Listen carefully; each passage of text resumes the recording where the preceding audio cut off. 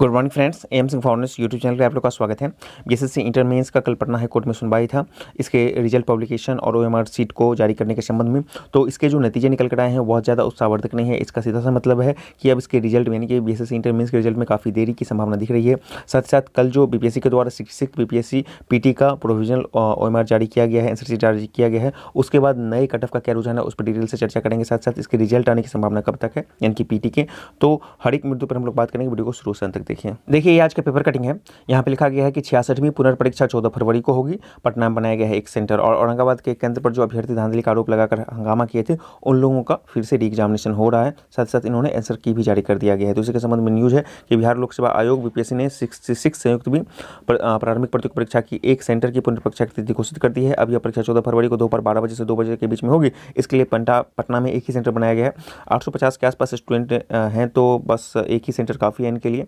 तो संयुक्त सचिव सह परीक्षा नियंत्रक अमित कुमार ने बताया कि 27 दिसंबर को हुई 66वीं संयुक्त प्रारंभिक प्रतियोगी परीक्षा का औरंगाबाद जिले में एक केंद्र पर नहीं हो सका था, तो इसको फिर से जो है यहाँ पे बनाया गया है। आयोग की विशेष फैक्ट फाइंडिंग कमेटी के आरोप को आधारहीन बताया। मतलब कि जो स्टूडेंट आरोप लगाए थे कि इसके क्वेश्चंस लीक हो गए थे एग्जाम से पहले ही, उसको बीपीएससी के जो द्वारा जो आयोग बनाया गया था उसने उसको गलत बताया है कि वहाँ पे उसमें कोई भी साक्ष्य नहीं है। अब देखिए आंसर की भी जारी किया गया है। आयोग ने 66वीं प्रतियोगी परीक्षा का आंसर की जारी कर दिया गया है। 5 फरवरी की शाम 5 बजे तक आपको यदि किसी भी आंसर की पे डाउट है तो उसको आप भेज सकते हैं। इस पर भी हम लोग चर्चा करेंगे।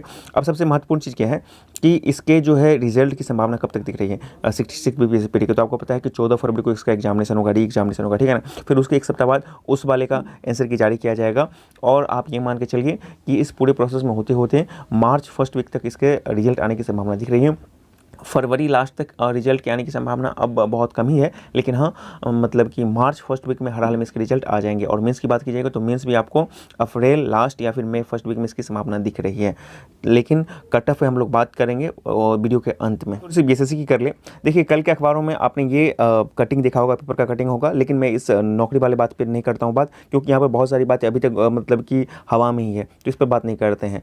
लेकिन यहाँ पर देखिए इसी पेपर कटिंग में कल सुबह में ही आया था इधर, यहाँ पे देखिए नीचे से हम लोग पढ़ते हैं कि इधर बिहार पुलिस अवर सेवा आयोग यहाँ पर करिए, इसमें विषय मिलेगा। देखिए यहाँ से बिहार कर्मचारी चयन आयोग के सचिव ओम प्रकाश पाल ने बताया कि अभी इंटर स्तरीय मुख्य परीक्षा के रिजल्ट में 2 से 3 महीने का समय लगेगा। इसमें कई तरह की वैकेंसी है, यानी कि 2 से 3 महीना में भी अप्रैल भी नहीं मई तक की भी बात यहाँ पर जा रही है। तो इनको अंदाजा हो गया था कि मतलब कि एक तो प्रोसेसिंग की बात है, मतलब रिजल्ट प्रोसेसिंग और सबको रोस्टर मेंटेन करना, उसमें तो टाइम लगता ही है। साथ साथ कोर्ट वाला मैटर भी है, तो जब तक कोर्ट इसको क्लियरेंस नहीं देगा तब तक तो ऑब्वियसली इसमें टाइम लगेगा।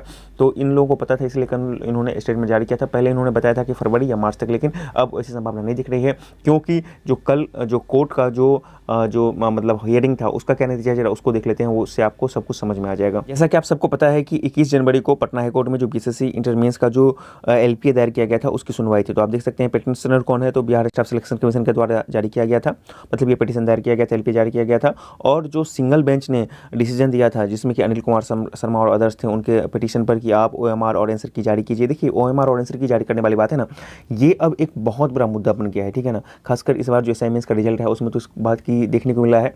धांधली की बात बाद में छोड़िए, लेकिन ये छात्रों का संवैधानिक अधिकार है कि ओएमआर और आंसर की जारी करें। उनको पता होना चाहिए कि उनका क्या आंसर क्या गलत क्या सही है। लेकिन उसी के संबंध में देखिए तो उस मतलब कि चूंकि उस वक्त एग्जाम होने वाले थे, मतलब मेंस के डेट थे, तो हाई कोर्ट में गई थी, तो डबल बेंच में ये लोग गए थे, ठीक है ना। बीएसएससी लोग डबल बेंच में गए थे, तो उन्होंने देखिए बेसिस पर इन्होंने सुनवाई की थी। पहले उनको बोला गया था कि आप एग्जाम ले लीजिए, लेकिन इसका जो अगली सुनवाई होगी, पहले बोला गया था कि आपको 21/1/2021 को सुनवाई होगी। तो चीफ जस्टिस और मिस्टर जस्टिस एस कुमार है, मतलब ड्यूअल बेंच में चला गया था, डबल बेंच में ये चला गया था। 4 ऑर्डर्स के लिए ये पेंडिंग था। लेकिन आपको पता होना चाहिए कि उस दिन भी यानी कि कल के डेट में भी इसका जो है कोई नतीजा नहीं निकल पाया और इसको जो है आगे जारी कर दिया गया है। कब जारी कर दिया गया इसकी सुनवाई आप यहाँ पर आकर देख सकते हैं। अब इसकी जो सुनवाई होगी एडजर्न कर दिया गया है, इसको अगले डेट की दे दिया गया है, इसको नहीं कि डेट पर तारीख पर तारीख, और ये तारीख कब दिया गया है तो आप देखिए आपके सामने है।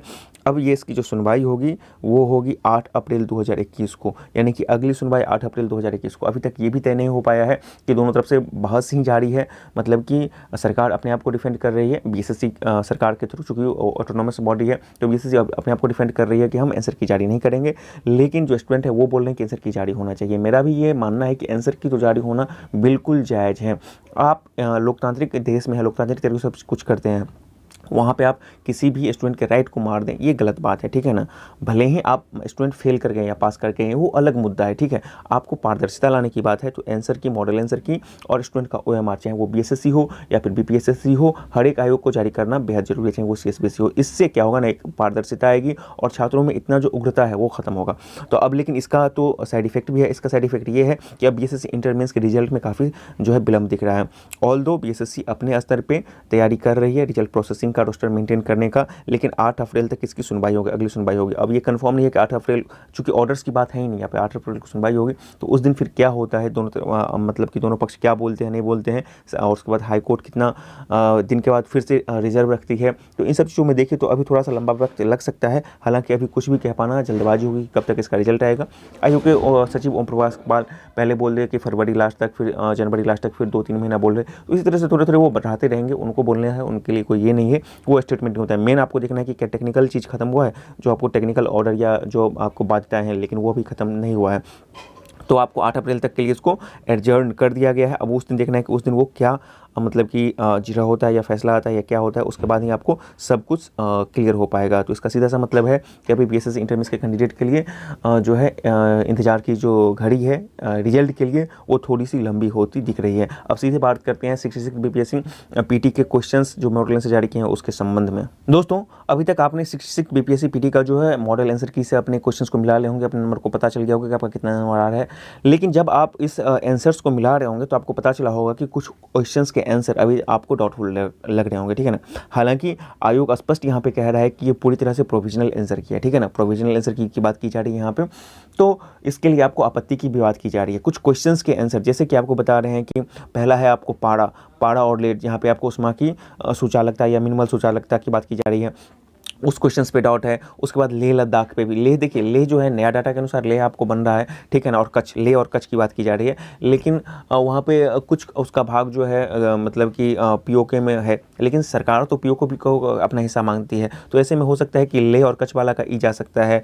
उसके बाद कुछ और क्वेश्चन है जैसे कि वन रिपोर्ट का डाटा है, वहाँ पर पॉइंट में कुछ जो है डिफ्रेंसेज है। इससे पहले भी 65 में देखा गया था, जब पहली बार प्रोविजनल में जारी किया गया था कि सूर्य का प्रकाश पृथ्वी तक पहुँचने में 8 मिनट लगता है, लेकिन जब फाइनल आंसर जारी किया गया था तो उसको ई किया गया था, क्योंकि 8.14 या पॉइंट समथिंग सेकेंड है, तो इसलिए तो कुछ क्वेश्चंस हैं जिसके आंसर आपको बदल जाएंगे।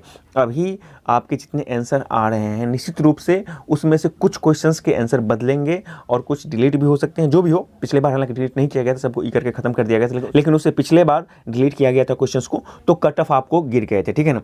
तो कहने का ये मतलब है कि अभी आपने जितना भी अपना मतलब कि स्कोर मिलाया है तो वो आपका फाइनल स्कोर नहीं है, ये तय है। आपके कुछ के क्वेश्चंस आपको स्कोर डिक्रीज देखने को मिलेंगे। यदि मान लीजिए आपको 105 है या 100 के आसपास है, तो 2-3 क्वेश्चंस के आपको डिक्रीज मिलने को देख सकते हैं। और किन्हीं का ये भी होता है कि किन्हीं का 1-2 क्वेश्चंस इंक्रीज कर जाता है और मैक्सिमम का डिक्रीज कर जाता है, तो ये फाइनल स्कोर नहीं है। हालांकि आप लोगों को बता रहे हैं, लगातार सर्वे में हिस्सा ले रहे हैं, तो अब हम बता रहे हैं कि इन सारी परिस्थितियों को देखने के बाद जो है इसका कट ऑफ कितना है after coming provisional answer sheet. तो फाइनली आप लोगों के सामने जो अनुमानित प्रोविजनल आंसर के आने के बाद जो इसका कट ऑफ जारी किया गया है वो है आपके सामने। देखिए, आपको मैंने पहले ही बताया कि चूंकि ये प्रोविजनल आंसर की है, जब फाइनल आएंगे तो आपके 2-3 क्वेश्चंस जो डिक्रीज कर जाएंगे, कि नहीं 1-2 का इंक्रीज भी करेगा। तो उस लिहाज से सारे परिस्थितियों को देखने के बाद एक बात तय है कि 4 से 5 क्वेश्चंस इधर उधर हो सकते हैं। तो फाइनली आपके कट ऑफ कितने जाएंगे आपने मिला लिया होगा। यदि आप इसके आसपास हैं तो आप बहुत ही सेफ हैं। यदि यूआर में आप 97 और 100 के बीच में, मैं 97 को छोड़ दूंगा, लोअर लिमिट को छोड़ रहा हूँ, और 100 के बीच में है, 98, 99, 100 के बीच में है, तो कंफर्म आपके हो जाएंगे। उसी तरह से महिलाओं की 91 से 94, आप लोअर लिमिट को नेगलेक्ट करके ही चलिएगा, लेकिन आप लोअर लिमिट पर हैं तो आप, इसका मतलब है कि आप जो सबसे, जैसे कि आप 91, 94, तो 91 है तो आप बाउंड्री लाइन पे हैं, तो आपकी संभावना भी बनी हुई है, क्योंकि 1-2 क्वेश्चन आपके बढ़ सकते हैं और किन्हीं के घट भी सकते हैं, ठीक है। तो इसीलिए आपको ये लिया गया है। उसके बाद बीसी की बात की जाएगी तो 94 से लेकर 97 के बीच में, वहीं बीसी फीमेल की बात की जाएगी तो 88 से 91 के बीच में उनका सेफ स्कोर है, उनके होने के चांसेस दिख रहे हैं। EWS इकोनॉमिकली वीकर सेक्शन, यदि आप 92 से 95 के बीच में स्कोर आ रहा है तो आप सेफ हैं, आपके रिजल्ट होने की संभावना दिख रही है, ठीक है। और वही EWS फीमेल में आपको 87 से 90 के बीच में। EBC यानी कि BC1 में वही है, चूँकि दोनों का सेम था पिछले बार भी, इसीलिए यहाँ पर भी सेम दिख रहा है, 92 से 95 के बीच में है। अब ये हो सकता है कि मान लीजिए कि EWS का 93 जाए या 94 जाए तो EBC का आपको 93 हो सकता है, तो वहाँ पे डिफरेंसेस जो हो सकते हैं, लेकिन आपको ये एग्जैक्ट इसी के आसपास रह सकते हैं। वहीं EBC फीमेल की बात की जाएगी तो 86 से 89 के बीच में उनके कट ऑफ हैं, मतलब वो मार्क्स आ रहे हैं, तो उनके मतलब रिजल्ट होने की संभावना बिल्कुल है। उसके बाद SC की बात कीजिएगा तो 89 से 92, और वहीं SC फीमेल तो 79 से 82 है। ST 89 से 92 के बीच में और 80 के बीच में। ST का क्या है ना कि किसी पोस्ट पे या किसी एग्जामिनेशन में SC से थोड़ा सा हाई चला जाता है तो किसी में कम चला जाता है, तो ST का थोड़ा सा यहाँ पे पंगा रहता है बिहार में, ठीक है ना। वहीं WBC जो बैकवर्ड वुमेन है, बैकवर्ड BC वुमेन है, उनका 79 से 82 है, तो उनके होने की संभावना दिख रहे हैं। इसको मैं थोड़ा सा छोटा कर देता हूँ ताकि आप इसको अच्छे से एक बार स्क्रीनशॉट ले लें। और यदि आप इस कैटेगरी में हैं, मतलब कि इस रेंज में हैं मिलाने के बाद, और यदि इससे आप सरप्लस हैं, दो कंडीशन है, पहले आप इस रेंज में हैं तो बिल्कुल आपके होने की संभावना दिख रही है, और यदि आप सरप्लस हैं इससे, मतलब 1 क्वेश्चन 2 क्वेश्चन 3 क्वेश्चन या 5 क्वेश्चन, तो आप तो मतलब आंख मूंद के आप एक्सेलेंसी में हैं, उसके बाद बहुत ज़्यादा आपको डिफिकल्टीज़ नहीं होंगी। अब बात है कि क्या इसके बाद क्या करना चाहिए, तो यदि आप इस रेंज में हैं तो निश्चित रूप से आप तैयारी आंख मूंद के शुरू कर दीजिए, क्योंकि एग्जामिनेशन जो है, इसके मेंस एग्जामिनेशन की अभी तक बात की जाए तो आपको अप्रैल लास्ट में मतलब कि मिड तक आपको इसके होने की संभावना दिख रही है, तो 3 साढ़े 3 महीने का आपको चांसेस हैं। और मेंस की तैयारी जो होती है ना, वो घर पे या सेल्फ से बहुत कम ही हो पाती है, इसके लिए आपको प्रोफेशनल इंस्टीट्यूट, टीचर या गाइड की जरूरत होती है, तो उस आधार पर आप लोग देख लीजिए, जहाँ उसके आधार पर आप अपने आगे बढ़ सकते हैं। तो आज की वीडियो में इतना ही है, चैनल पर नहीं तो चैनल को सब्सक्राइब करें। वीडियो के लिए बहुत बहुत धन्यवाद। सब्सक्राइब करें हमारे चैनल एम सिंह फाउंडेशन को, और बेल आइकन को प्रेस करने के बाद नोटिफिकेशन को ऑन कर लें कॉम्पिटिटिव एग्जाम की तैयारी एवं संबंधित सभी जानकारी सबसे पहले पाने के लिए।